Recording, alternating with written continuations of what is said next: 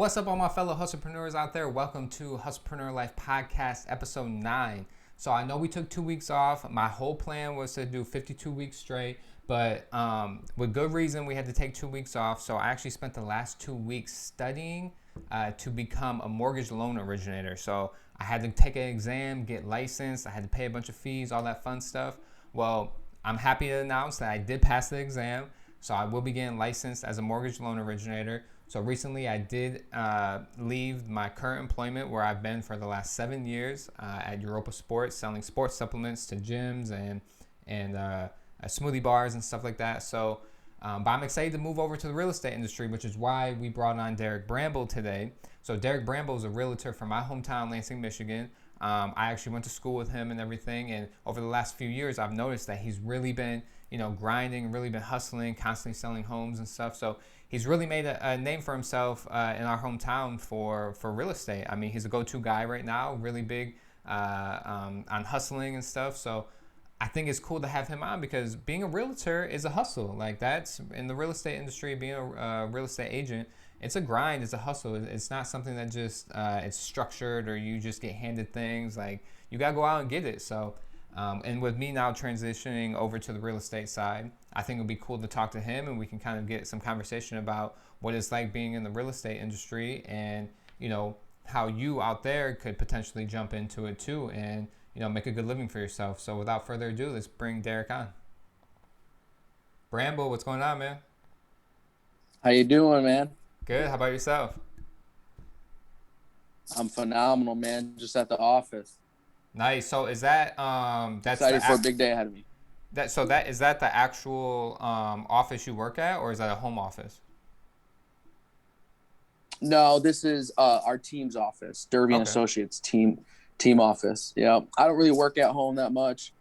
We have a Remax main office over here on the west side, and then our team leader got this separate office. Nice. So yeah, explain a little bit to the people. Like I said, I introduced you as a realtor, a real estate agent. So kind of just, give a little quick synopsis of like how you got started with that, what made you jump into becoming a real estate agent. And how that process was. So the process, so for me, I was just going to school for business at LCC in Ferris. And then I could take LCC offered a real estate class that I thought was just, this is just going to be about real estate. Like, had no idea it was the pre-licensing class that is required by the state. Mm-hmm. You need 40 hours. And so I took the class, and then as I was taking it, I discovered, this is the pre-licensing class. And then I was like, well, then this means I can just potentially get licensed one day and become a realtor. And so over the course of the 8 weeks, that's how my intentions kind of grew towards that. And so I really just fell in it. I got fired from a job. And then like a month later, I was licensed. So it was a weird set of circumstances for me.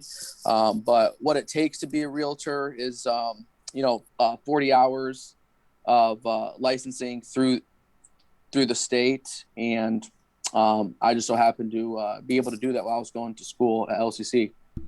Nice. Now, does that pre-licensing course, is that, because you mentioned state, so is that each state has their own, like, could you be a real estate agent in any other state right now besides Michigan? I could. Each state is different. Like, some states have different requirements in how your state transfers over to theirs. Some you can just take a test and you don't got to do the pre-licensing hours. Okay. So it varies state by state, but generally speaking, you have to, get your license in each and every single state. Right. How long have you been, or like how long ago was that when you got licensed? How long have you been a real estate agent?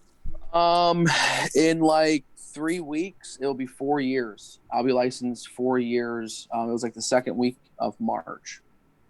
Nice. So how has those 4 years been? Like, what have you seen or learned throughout those 4 years that, is this something that, obviously you've been in it 4 years, is this something that you plan on doing for a long time to come, or what's kind of the goal with yeah. that? I plan on doing it the rest of my life. Nice. It's I can't, I mean, unless there's something significant that happens to the market or the industry, if there's something like really unforeseen that nobody can anticipate, I don't see myself. I mean, I suppose even if something like that happens, eventually I plan on putting myself in a position where I'll just, instead of just buying and selling properties for buyers and sellers, I'll eventually start investing in real estate myself. And so Right.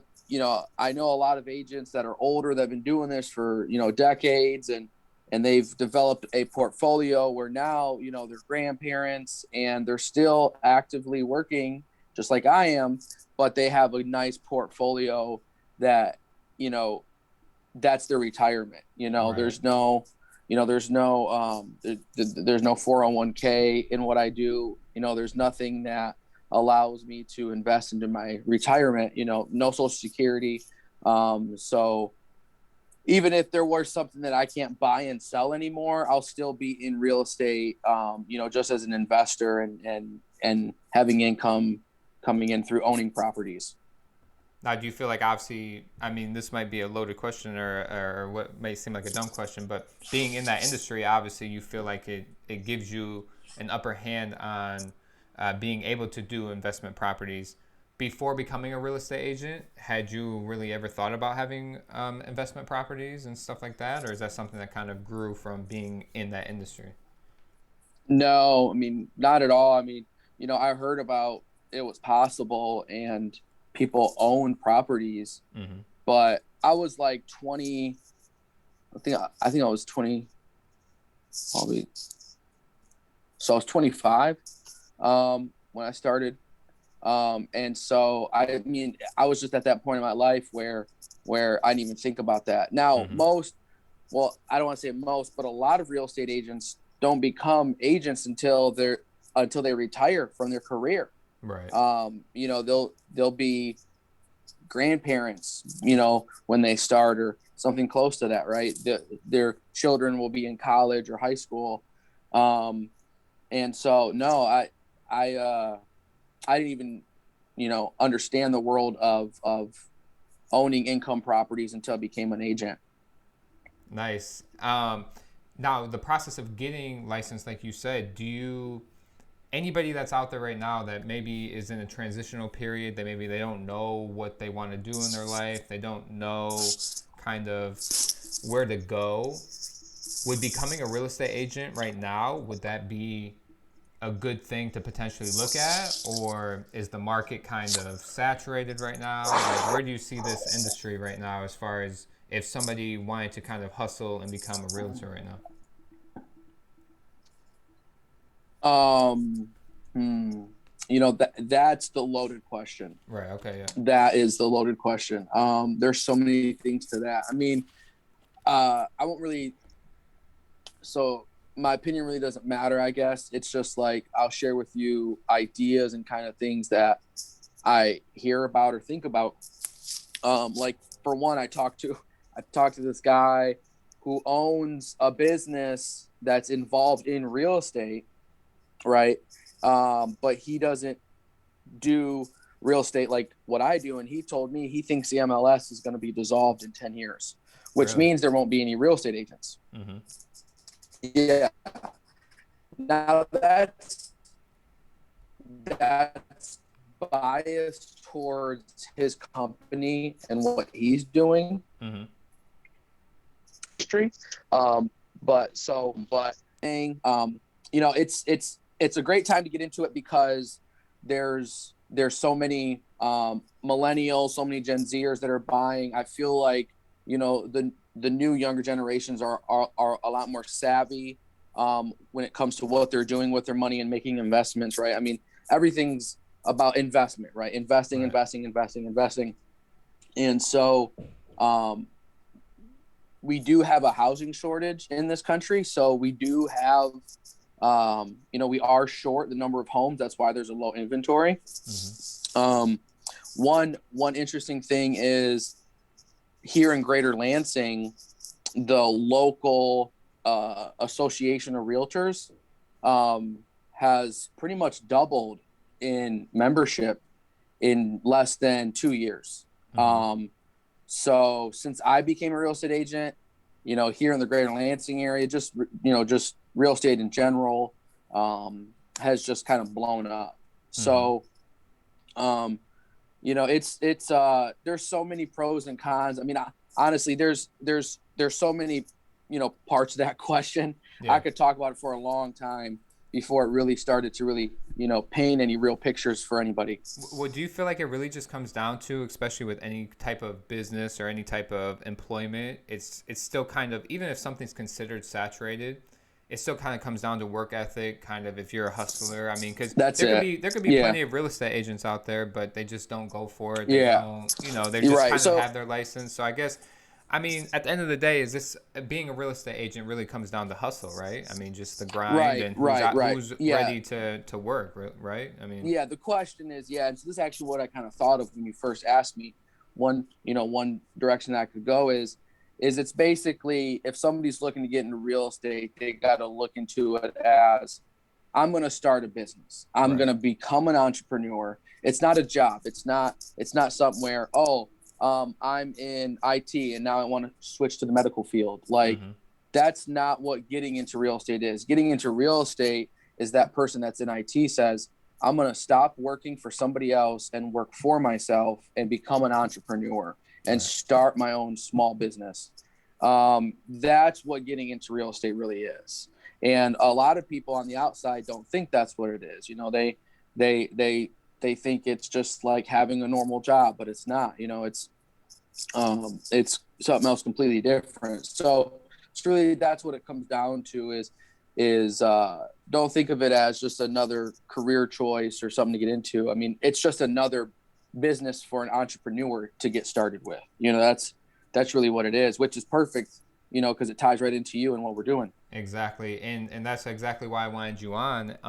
So explain more too about, because you are kind of independent, but yet you do work for, explain who you work for and kind of that process as a realtor. Like, explain your situation with Derby and Associates and Remax and like what all that means and how it ties together. So I actually was, So I was actually kind of thinking about this yesterday.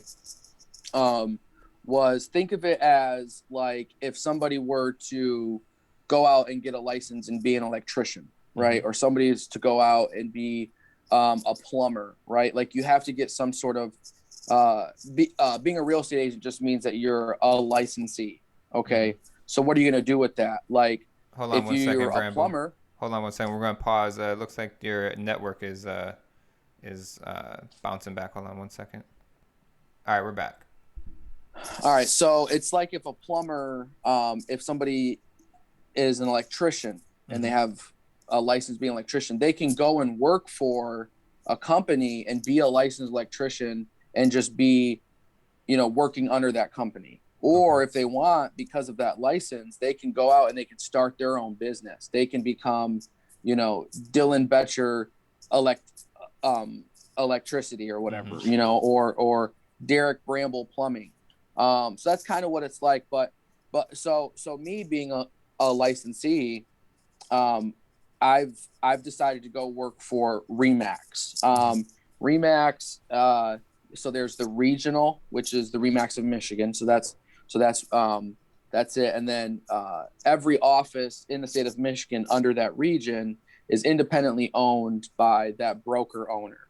Okay. And so that's what Remax Real Estate Professionals is. Bob Plesher, he owns all of the real estate, all of the Remax Real Estate Professionals, Remax offices in Greater Lansing.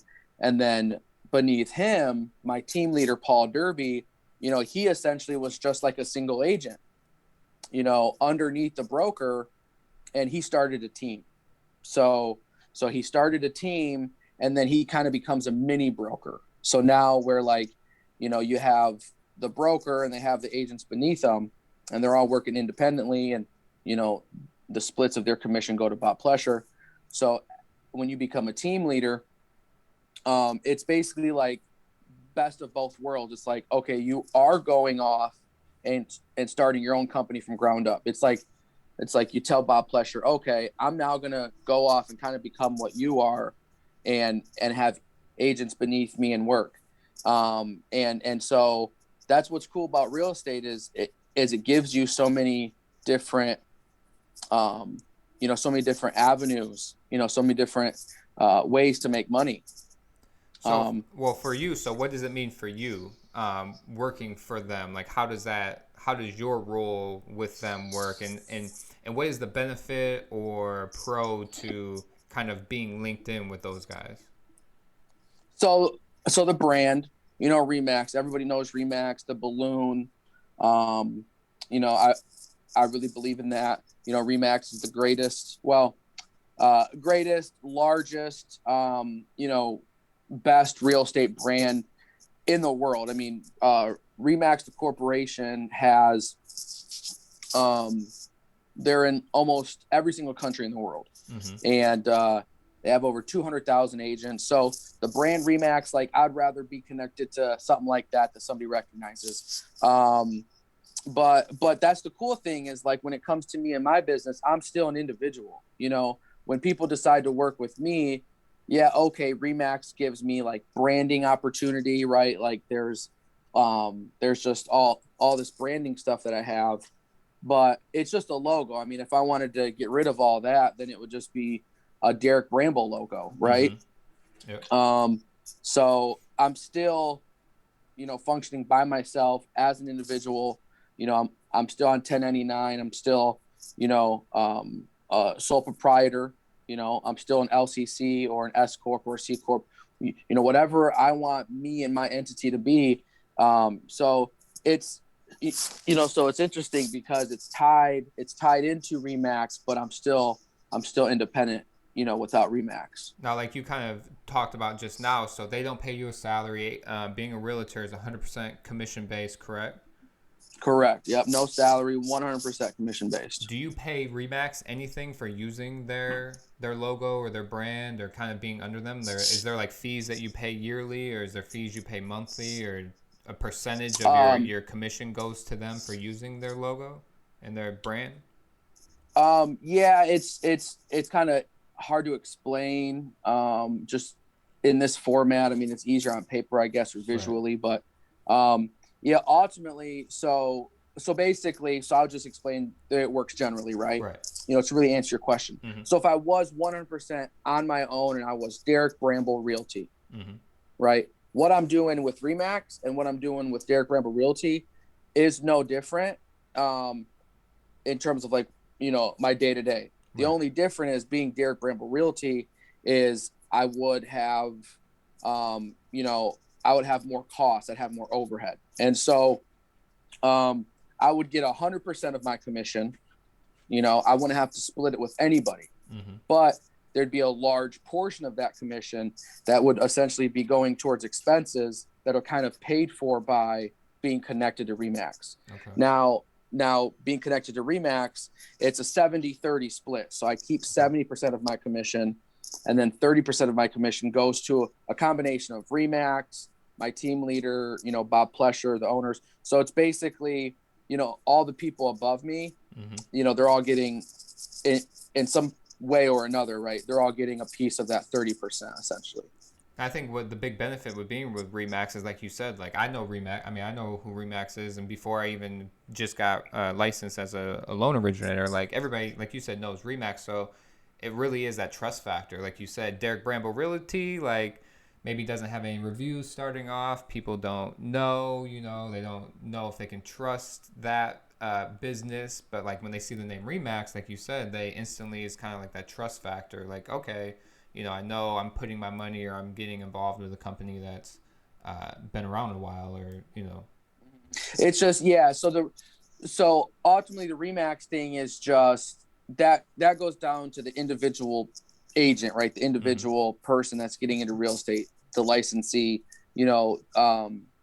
because ultimately when it comes to somebody that's looking for a real estate agent, they go to the agent. They don't go to the company. I mean, mm-hmm. sometimes they'll go to the company and then they'll call, and then that company will determine the agent that they work with, mm-hmm.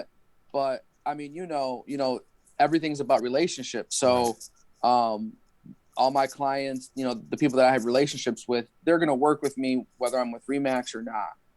And so, you know, whether it's Coldwell Banker or Keller Williams or Exit Realty or EXP or whoever, right? Berkshire Hathaway, it don't matter.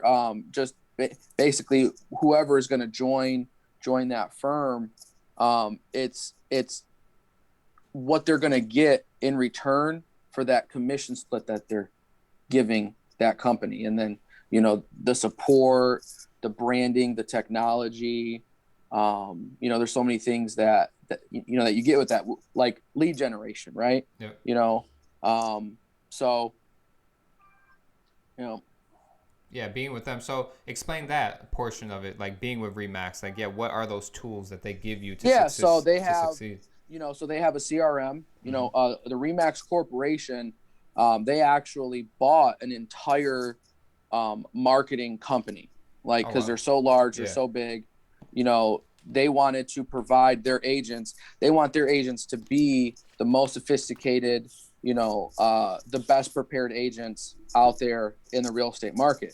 So they try and provide us tools, like we have a free CRM, where if I was by myself in Derek Bramble Realty, I would have no CRM. You know, my CRM would be, you know, Excel and Gmail and, you know, on my phone. So Remax, they offer a lot, you know, a free website. You know, I have a free website that I can go in there and customize completely myself, you know, make it however I want. Let's see, besides that, the CRM is huge because it allows, you know, that, you know, every entrepreneur knows that they need the systems and the processes, right? The things that are going to help them be persistent and consistent.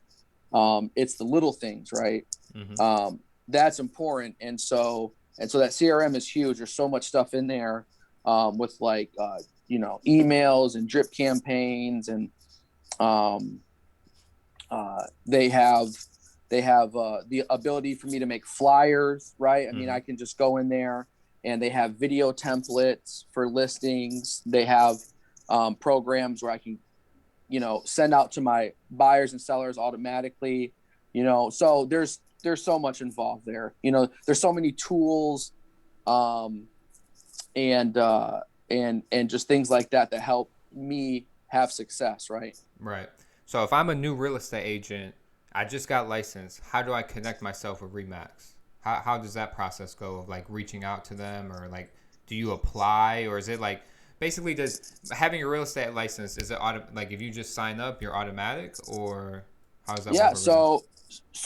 So you're licensed through the state. So, you know, after you take that 40 hours, or in different states, it's going to be a lot more. Like Colorado is a lot more than 40 hours. Okay. And so once you do what's required by Laura, right, at the state of Michigan, then you're licensed through the state. But you don't actually get your license until you are with a broker. So you have to work for a broker. That's just the way the laws work and everything. And so basically, yeah, it's up to you on who you want to go work for. Now, for me, you know, so I'll tell you my story. So I actually passed my test on a Friday, sent emails out to several brokerages on Saturday. One got back in touch with me on Sunday, and we spoke over the phone. And then I met with them and started actually training with them on Monday, Tuesday, Wednesday. And then my wife told me to go talk to this one broker at Remax, you know, basically through our photographer, was like, hey, my husband works for him. Your husband's got to go talk to him. And so I did it, and I just fell in love with my broker. I mean, you know, he's just the greatest human being. Anybody that's ever met him would know what I'm talking about. And so I fell in love with him, you know, because I was set on this other firm because it was branding. Like I had this perception in my mind of like, this is the type of company that I want to work for. I didn't know anybody at that company. Right. But then I met somebody at a different company, and it just so happened to be Remax, you know, which is like another heavy hitter. but it was my broker that, that I fell in love with. And then, so from there, that's just kind of how it happened for me. But so I always tell people,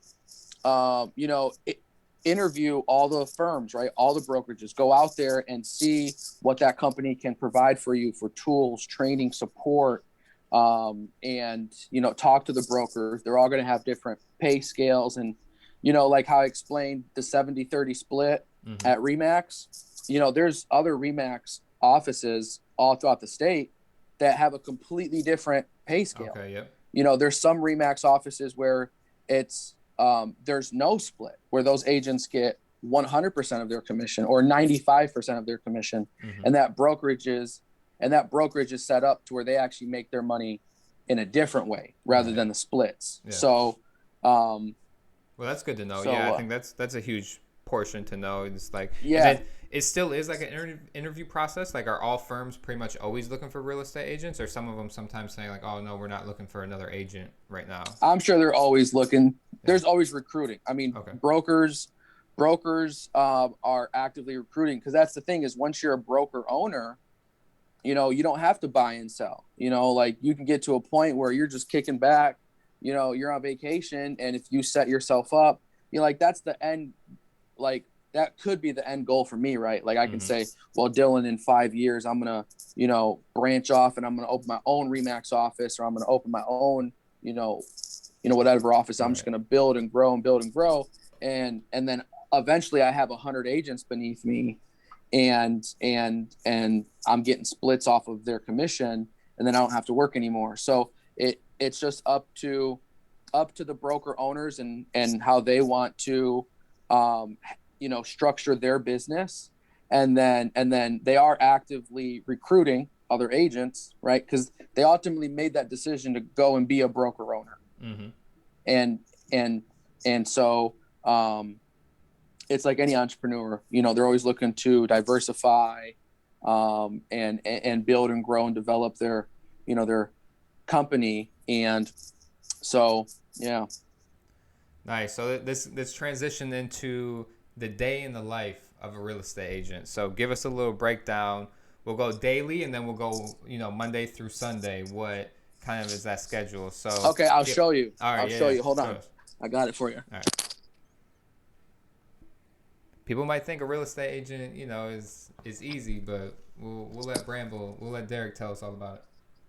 So this right here is like a sheet where what this is, it's a point system. So it's a 100, it's a 100 point system. And, it has like all the days on here. And so ultimately you want to put yourself in a position where you're developing successful habits, right? Successful habits that are going to help you, have success in your business. So if you like, I want to get 100 points a week, and it doesn't matter how I get the points. There's different ways I can do it. I can mail out note cards. I can handwrite note cards, right? Like, there's X amount per day equals 5 points, right? So, and then there's phone calls. So I just call people, right? When does that start? What time of the day does that start for you? Like, what time of the day? Whenever I want. Okay.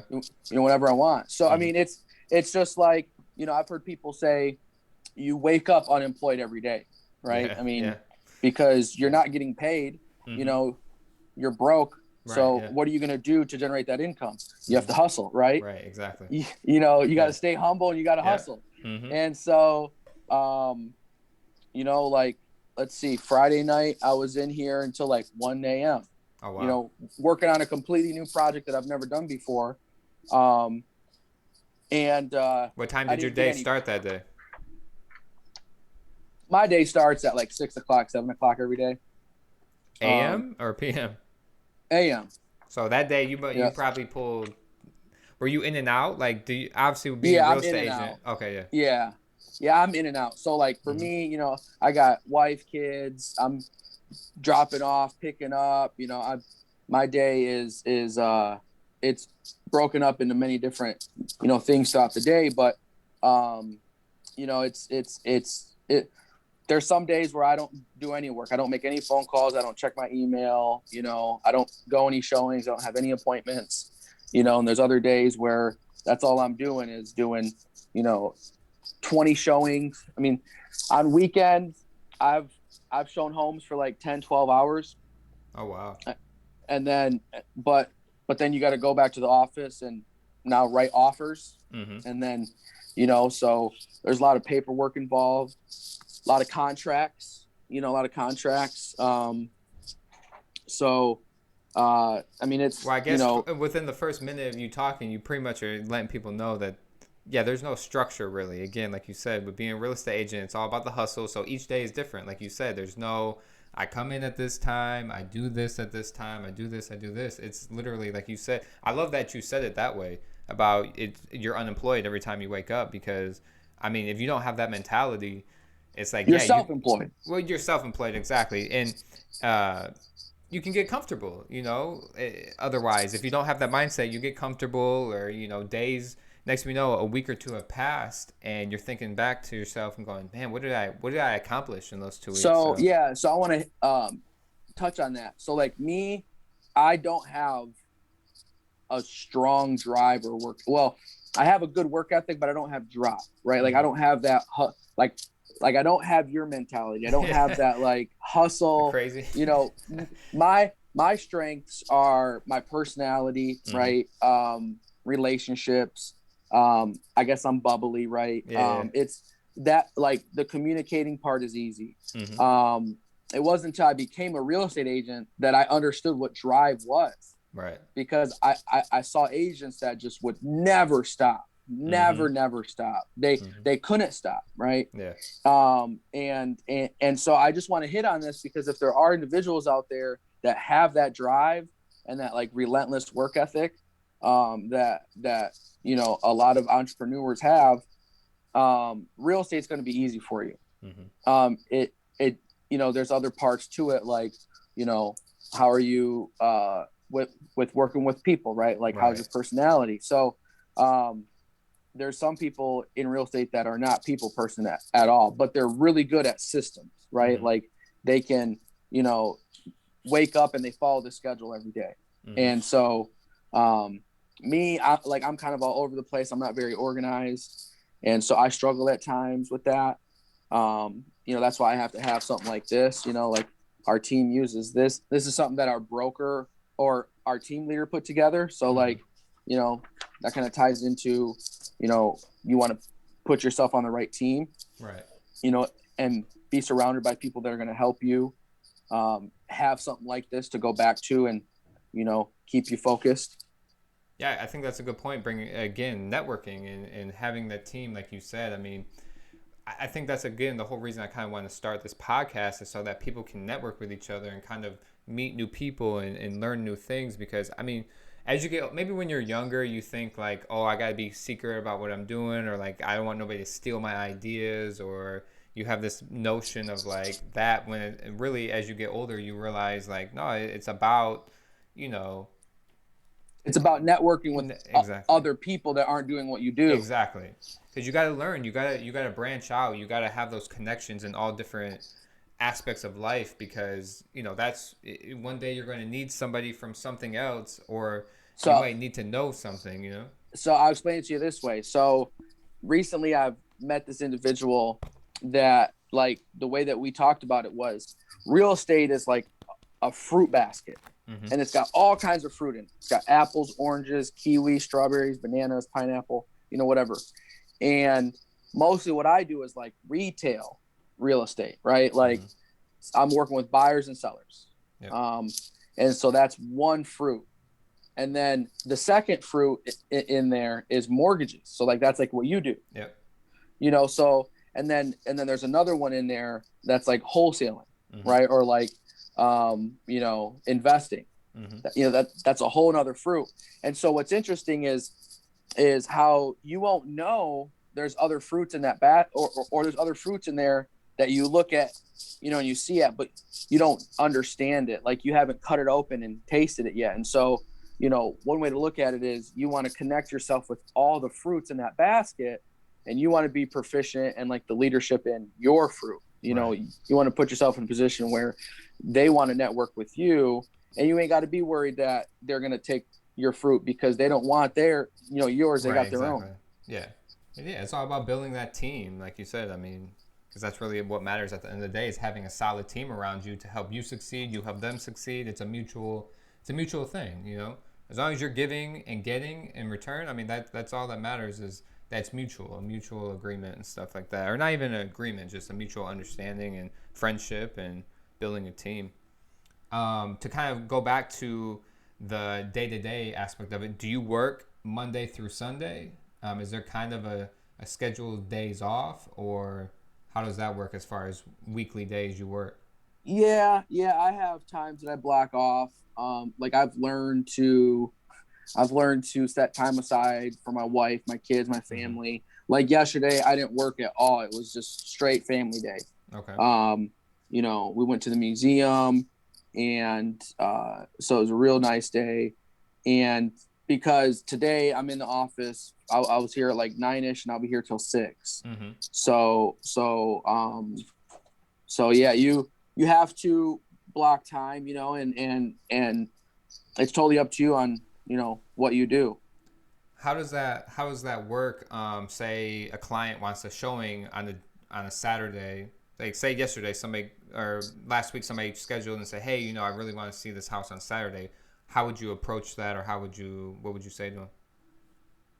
No problem. I'll have my assistant show you the house, Oh, okay. So you have or an assistant. or yep, or a team member, right? I Okay. mean, there's 15 people on my team, so there's 15 Derek Brambles, you Right. know.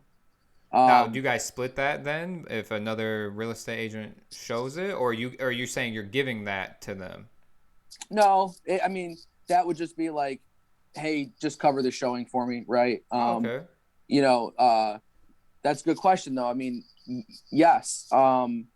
Well, so if you're a single agent and you're Mm-hmm. not on a team, you're asking other agents at Remax. You're saying, there's 200 agents, right? Mm-hmm. And so you call up another agent. You're like, hey, can you go show these houses, and I'll pay you $30 an hour or something Yeah. like that. Okay.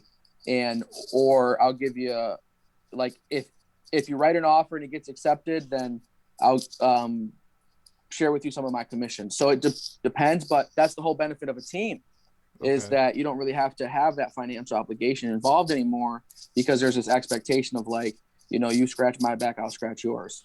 That's nice. I had no idea that's how it worked. I didn't know that could happen, or I didn't know that was something that obviously if it's your own team member, you're not worried about them trying to take your client or something like that. Obviously, No, no, no, Yeah. no, no, no. And that, so that again, this kind of just ties into like the Remax thing. If I was Derek Bramble Realty, Mm-hmm.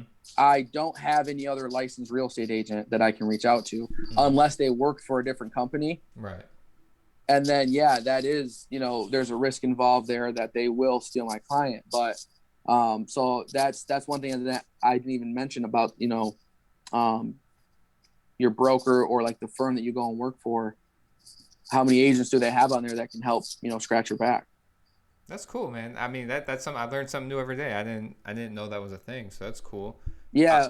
Yeah. We've talked about it quite a bit, and and we never, I never shared that with you, which is interesting because, we talked about it a lot. Yeah, I mean, we can kind of go back into what we've been talking about. I mean, recently I had the decision to try to figure out again. I was trying to think what to do. I was thinking about becoming a real estate agent. Told you about it, and then yeah, I just found that it just kind of fell in my lap the opportunity as a loan originator, and I kind of went that route. And I guess the only thing that made me kind of really like that idea over the other was for one, it fell in my lap. For one, kind of, it felt like it just felt right, like you said, like how you met the bro. I went and met the people, like it It was just destiny. seemed, yeah, exactly. And then me and my wife talked about being a real estate agent down here in Florida. And although I know I have the drive and hustle to outbeat anybody, it just down here in Florida, especially right now, it's just. I mean, I feel like everywhere you turn, there's a real estate agent or somebody's licensed. So, Yeah. So your market is probably more saturated. yeah, That's yeah, with agents, man, they just seem to be everywhere. So it's still something like you said, where in later on in a year or two, I might do both. I might have both. I might get my real estate license still too, and especially because I plan on doing investment properties, flipping homes, different things. So there's still that potential too. But Yeah, being a loan originator, like you said, so basically, I can work with real estate agents and have them use us as the preferred lender, stuff like that. So I'm definitely excited to see where that takes me. I know. I wish we were in the same market so we could work together. I know, right? That'd be awesome. Which again goes back to what you said. I got licensed in the state of Florida. Because I took the course, technically I can apply for licensing in other states, but same thing like you said, there could potentially be other things I need to do and fees or whatever to pay to do that. So speaking on that, So, yeah, so go let me ahead. just mention something cool about being a licensed real estate agent is, let's say fast forward 6 months from now and you're established doing loans, and I call you up and say, hey, what are some real estate agents in your market that you work with, in case I ever have a referral for down there. Right. And you're like, all right, here's agent A. And I call up agent A because I just so happen to have somebody here in Lansing that wants to move down in your market. I call agent A and say, hey, look, here's this client's name, address, and phone number, and if I give you this paper that says that you're going to sign and agree to paying me 30% or 20% of your commission, you can have this client. And so there's real estate agents that make money doing real estate that only work on referrals. So just think about this, Dylan. You can still become a licensed real estate agent and so like up here in Lansing, where you're at, you can market homes in Lansing from where you're at, potentially get leads, and then refer those out to me, and then you get a part of my commission because you're giving me somebody to go work with. That's the hustle right there. That sounds like a hustle. That sounds like a good move right there. We're gonna have to talk more about that. We're gonna have to talk more about that. That sounds nice. Yeah, I think with the licensing too, like I mentioned, I have to renew mine yearly. So as a loan originator, is that the same as a real estate agent? Every 3 years. Oh, every 3 years. Okay. Yep. And there's continuing education. You got to do continuing education. Correct. Yeah. Continuing education. Yeah. So actually, maybe it is just continuing education, not necessarily getting licensed. You have to do the education though. It's like 8 hours. Yeah. Yep. For us, it's, I think it's 2 hours continuing education, and then 2 hours about real estate law. So it's 4 hours a year, I believe. Now, do you have any fees that you pay, like I said, yearly for the license or Oh yeah. Okay. Oh yeah. Well, the license is like $100, I think, for every 3 years. Okay. But where the real expenses come in is the membership in the associations, like the realtor associations. There's many governing associations throughout different states or whatever, right? Like here in Michigan, there's Jackson, Lansing, Ann Arbor, Shiawassee, Grand Rapids probably has one, Battle Creek. And so there's fees in the membership there. So to be licensed through the state, it's not much. That's the thing, is to get licensed, it's there, there's really low costs. It don't take much, but then it's what you're going to do after you get licensed that, really matters. Now, we talked briefly about how you get paid, essentially like from the sale of a house, but kind of let people know what determines, I guess, the commission. So I guess the general understanding is the price of the home normally has the most dictation. Like, how do you know how much you're going to get paid on a house, on a sale? So 3% is the average. I don't know how, when or how that started. It's probably a long time ago, hundreds of years ago, essentially. And so it's most of the time, probably 99% of the time, it's the seller that is selling a house that pays the commission for both agents. They're paying 6%. And then that's split most of the time, but not all the time, equally amongst the two agents. But it's ultimately the listing agent that determines, because they get the listing agreement signed and the contract that says this is how much they're going to pay. And then they say, well, this is how much that we're going to share our commission with. Is there ever a time where you get paid more or less, or is the law strict Oh, on yeah. how much they get paid? Oh, no, The percentage. no, there's no law on anything. It's just pretty much like a mutual understanding based on industry standards, essentially. But being a licensed real estate agent, I could be what's called a limited service licensee, where basically I'm only getting paid, $400 or $500, and I'm not actually selling any properties. I'm just basically just submitting a listing into the MLS. Okay. And I'm not doing any marketing. I'm not providing any contracts. I'm not doing any title work.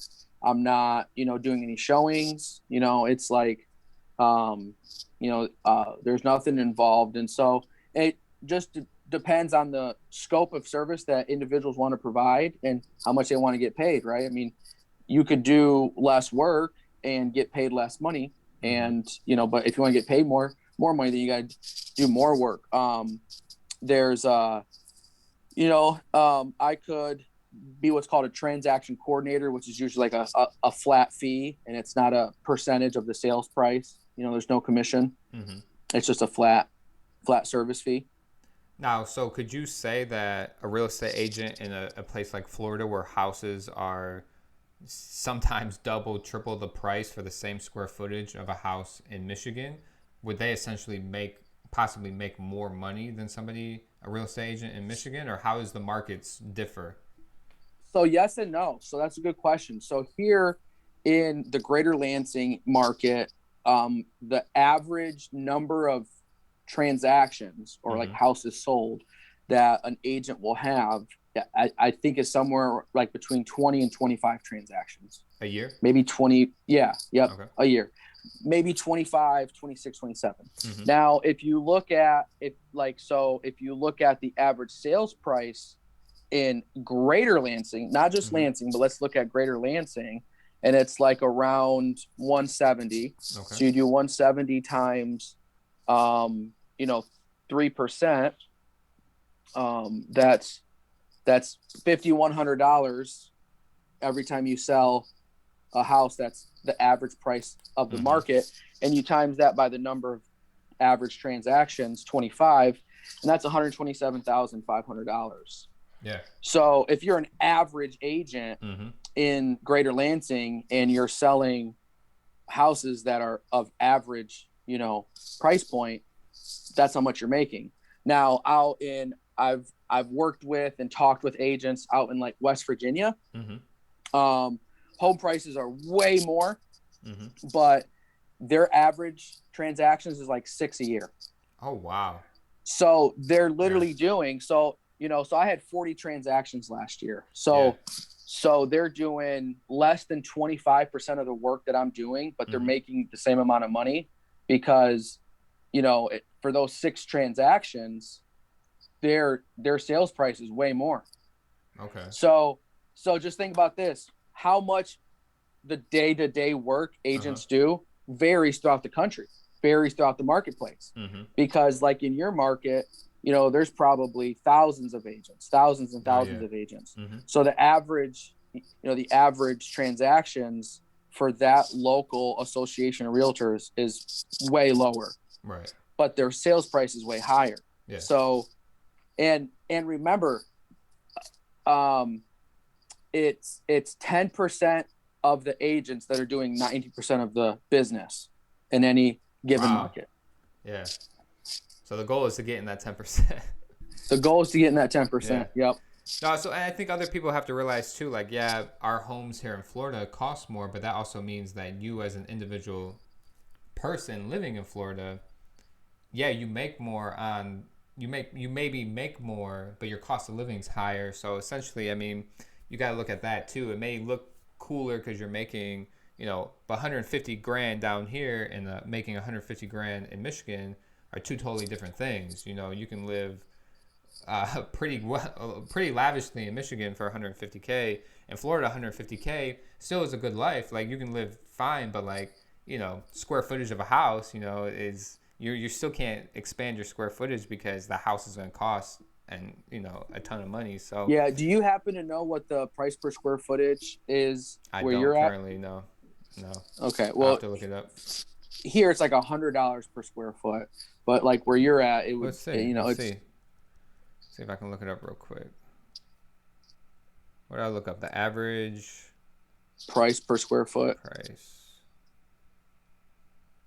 You got to ask for your specific market, because if you go to Google, it will probably tell you, some random number that's not subject to where you're at. This is saying for Broward County, the median sold price of homes in Broward County is $270,000, and the average price per square foot is $165. There you go. Okay. So I'm the average that's sales a pretty price is recent. what? It said median sold price was $270. Median, yep. Yeah. So then see if you can find out the average number of transactions per agent in Broward County, and then that will tell you kind of we'll be able to compare how agents in this market are compared to agents in that market.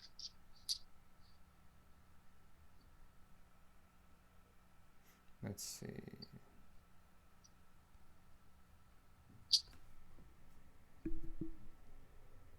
All right, it might take me too long to try to find that. That's fine. That's fine. But no, basically the whole point is still, you got to work, you got to figure it out. The amount of transactions do mean something. The amount of the homes do mean something. But at the end of the day, you still got to, you still got to sell at the end of the day. Whether you make more, you make less. That all comes with just how much you're out there grinding. Right. And when I say that individual out in West Virginia is doing less than 25% of work as I am, that doesn't mean, he's actually probably doing 200 times the amount of prospecting. Right, exactly. Because he has to fight, because he has way more agents in his area. And so it's almost like you get that reward. You almost get that rewarding feeling more often. So it kind of keeps you going. It's like doing 6 in a year. Like you said, you could be working and constantly, you're never really getting that, you're only getting 6 a year. Yes, it's great. But for like a mental my goal standpoint, last year was what? Sorry, go ahead. No, I was just going to say from a mental standpoint for me, it's like I would, getting those 40 in a year. That keeps the fire going, like that keeps me going, in my opinion, that would seem like it would keep me going. Yeah. Right. Yeah. Well, that's interesting. Right. Cause my goal last year was 4 transactions a month. Mm-hmm.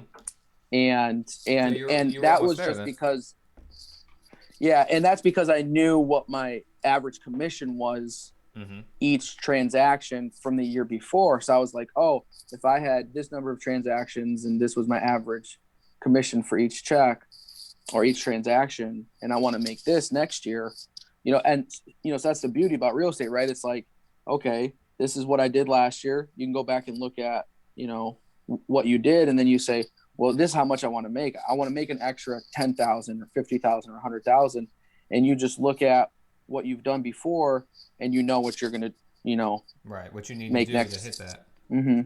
Now, I want to ask you too, year 1 of being an agent to year 4, what's the difference in the amount of transactions you did in year 1 that you did in year 4?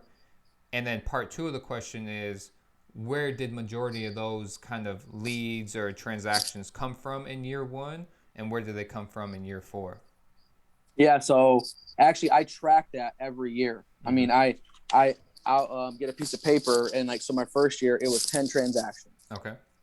And I went back and I looked at, well, where did these transactions come from? Was it from my sphere? Was it somebody I went to high school with? Yep. Or is it a referral from another agent? And so I track that every year. Yeah. And so I think from 19 to 20, I saw that my repeat and referral business improved 50%. Okay. And so I do track it every year. I don't have it memorized. Right. No, that's fine. But if I had it in front of me, I could tell you the numbers. But so my first year, in 9.5 months, I had 10 transactions. And so, but I only made 27,000, which was the most money I ever made. Yeah. My first year. And so 10 transactions, that was like $2,700 per transaction. Right. And Do you feel like majority of those came from leads, or do you feel like majority of those came from referrals or people you knew?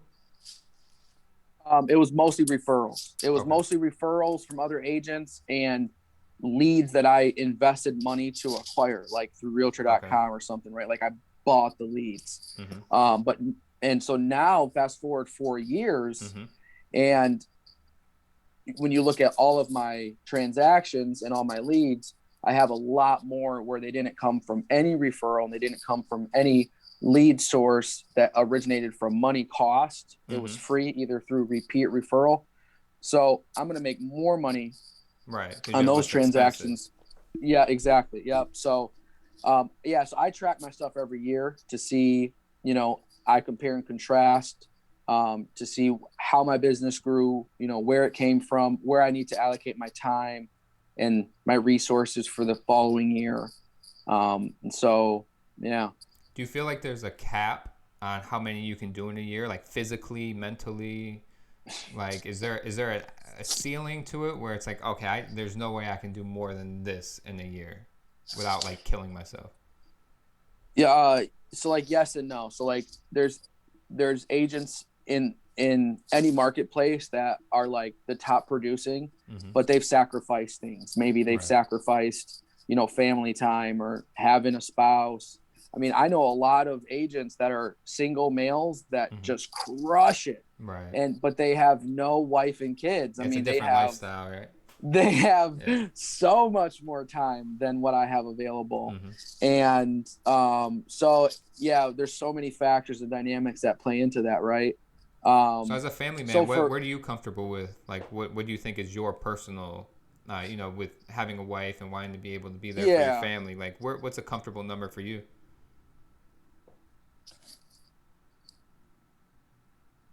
Where I'm at right now. Yeah. Okay. Yeah. You feel like you're right at that max number.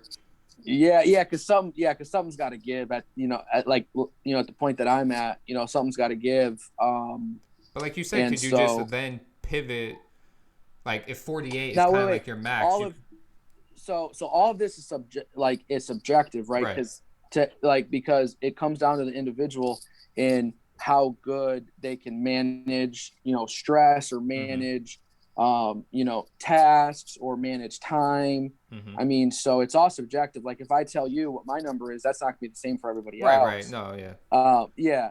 So I guess really to answer your question is like, for me, my goal at this point wouldn't be to get more transactions. It would be to increase my purchase price. So I need to go into, I do a lot of Lansing. The majority of my stuff is with buyers in Lansing. I would love to get a lot more sellers in Okemos, in DeWitt, right? Yeah. I mean, so basically, like in my marketplace, there'll be agents that probably have the same number of transactions as me, but they're selling houses that are 2-3 times the cost. Yeah. So they're making 2-3 times the money that I'm making. So, and I've actually heard stories and examples of agents in other markets that they were like, look, we want to increase our average sales price, not units or whatever. So they just like put all their eggs in one basket and they marketed in this one neighborhood.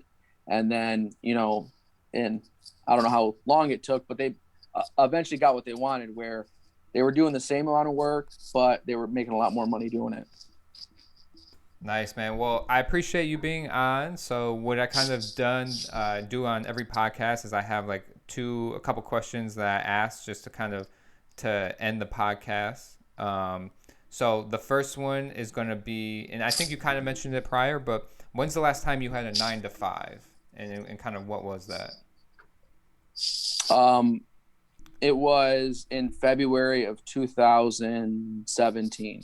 Okay. And what were you doing and how did that, and I think you mentioned that you had gotten fired from that? Yeah. So basically for like the 6 years prior to getting into real estate, I was just doing customer service, and sales over the phone. You know, I was basically like in a call center, or or I was, you know, it was e-commerce. And so that was all I did for like 6 years, you know, 9 to 5. I had no real skills. You know, I was, you know, just kind of like an entry level job. So you feel like real estate kind of, I mean, obviously this has just been a dream come true, I guess, for you. I mean, you found basically your passion, kind of like your newfound passion. Yeah. Yes. Yeah, absolutely. Absolutely. No, that's awesome. And then you said you obviously started again with real estate. What year was that? 2017, I assume. March March 17. 2000. Nice. Do you have? I ask for normally 3 people who have been the most influential to you. It can be prior to real estate. It could be just in life in general, or it could be people that are influencing you now within the real estate industry. Like, who are just 3 people that you feel like, you know, have helped you or influenced you? Man, put me on the spot, man. Yeah, it's a spot. These are spot check questions. I don't let you prepare for sure. these ones because it comes from the heart. Like, it can come from the heart, you know. Honestly, man, my wife, you Yeah. know, she has this drive and this focus, like this determination, to complete tasks. So, yeah, her, I'd say my team leader, Paul Derby. He's an incredible entrepreneur. He's successful in many businesses, you know, and in real estate. So I'd say him. And then third, I'm just going to say my team, you know, my whole team, all the members on my team. And because, you know, there's people that have more experience that are on my team and people who have less experience that are on my team. And it doesn't matter how much experience they have or don't have. It's really an inspiration when you can work, you know, with somebody and accomplish things together that, you know, are going to both help your business. So I'd say those are my top 3. Nice. Those are definitely good ones to have.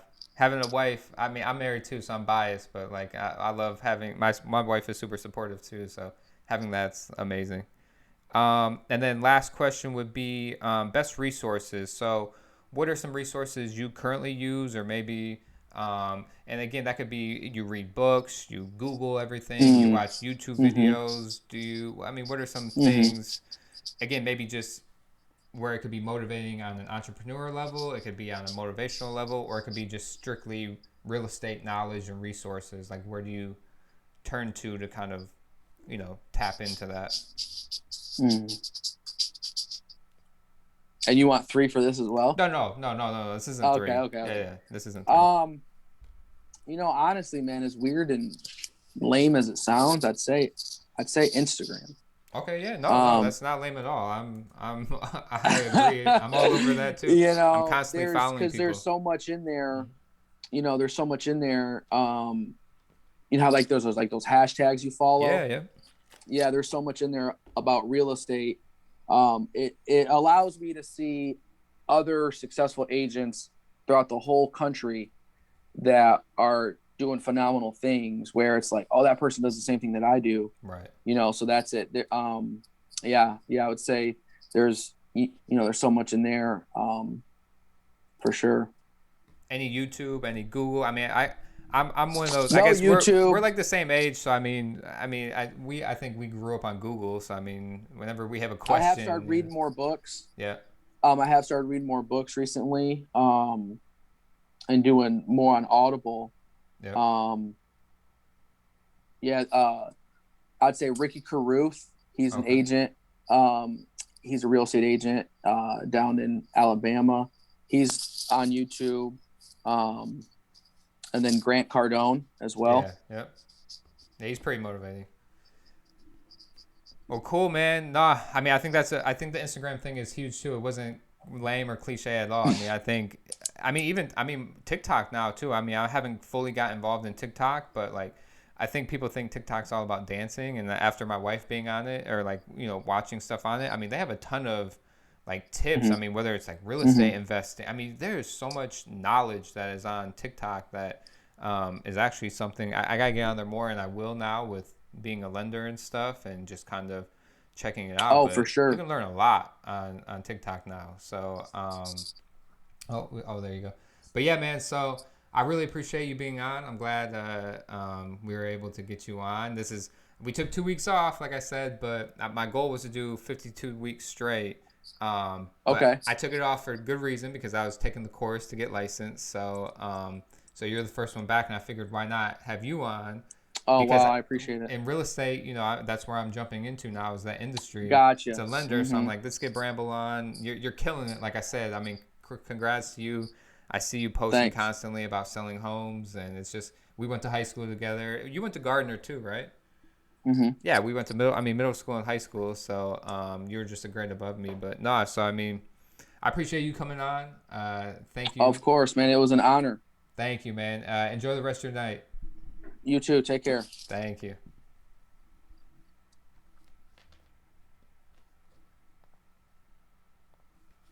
All right, so that was awesome having Derek on. Like I said, I went to school with Derek, so it's cool to kind of, we were Facebook friends, and it was cool to kind of see him and where he was taking his real estate. I mean, he was constantly on Facebook posting about selling homes and everything, so it was really motivating. I wanted to get in the real estate industry too, like I said.